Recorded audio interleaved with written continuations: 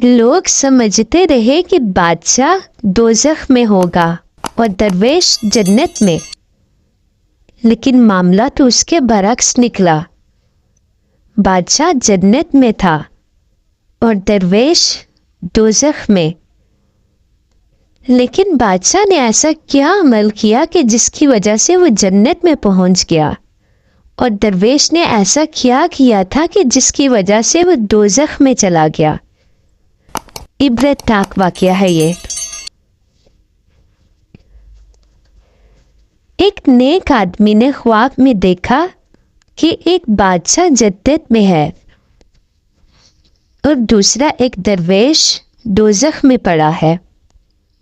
वो सोच में पड़ गया कि लोग तो ये समझ रहे थे कि बादशाह दोज़ख में होगा और दरवेश जन्नत में, लेकिन यहाँ तो मामला उसके